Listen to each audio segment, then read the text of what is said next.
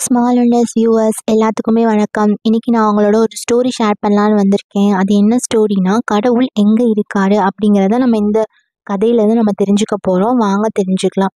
முன்னொரு காலத்தில் கடவுள் இந்த உலகத்தை படைச்சிட்டு கொஞ்ச நாள் இங்கேயே தங்கி இருந்தாராம். அப்போ மக்கள் அவரை நேரடியாகவே போய் சந்திச்சிருக்காங்க. அப்போ சில மக்கள் அவர்கிட்ட நிறைய குறை சொல்லியிருக்காங்க. சில பேர் எனக்கு இதை கொடு அதை கொடு, இந்த பிரச்சனை எனக்கு எதனால வருது, அது எதனால வருது, ஏன் இப்படிலாம் நடக்குதுன்னு கடவுளை ரொம்பவே டார்ச்சர் பண்ணியிருக்காங்க. இதை தாங்க முடியாத நம்மளோட கடவுள் அவர் அவரோட அமைச்சரவையை கூட்டி இந்த பிரச்சனைக்கு ஒரு முடிவு காண சொல்லியிருக்காரு. அப்ப அதுல ஒருத்தர் சொன்னாராம், கடவுளே நீங்க நிலாவுல போய் தங்கிடுங்க, அங்க மனுஷனால வர முடியாதுன்னு சொன்னாராம். ஆனா கடவுளுக்கு தெரிஞ்சதான் மனுஷன் கண்டிப்பா நிலாவை கண்டுபிடிச்சு அங்க வந்துடுவான்னு. அப்புறம் இன்னொருத்தர் சொன்னாராம், நீங்க இமயமலையில போய் தங்கிடுங்க, அங்க யாராலுமே வர முடியாது அப்படின்னு. ஆனா கடவுளுக்கு தெரியும் மனுஷன் அங்கேயும் கண்டிப்பா வருவாரு அப்படின்னு சொல்லிட்டு. அதுக்கப்புறம் இன்னொருத்தர் சொல்றாரு, கடவுளே நீங்க மனுஷனோட மனசுக்குள்ள போய் ஒளிஞ்சுக்கோங்க.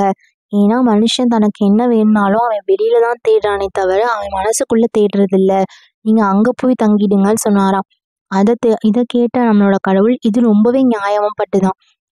அதனால அவர் என்ன பண்ணாராம், மனிதனோட மனசுக்குள்ள போய் ஒளிஞ்சுக்கிட்டாராம். ஸோ நமக்குள்ளதான் நம்மளோட கடவுள் இருக்காரு. நீங்க யோகம், தவம், தியானம் மூலமா அவரை பார்க்க முடியும். அவர் அங்கதான் இருக்காரு அப்படிங்கிறத சொல்றாங்க.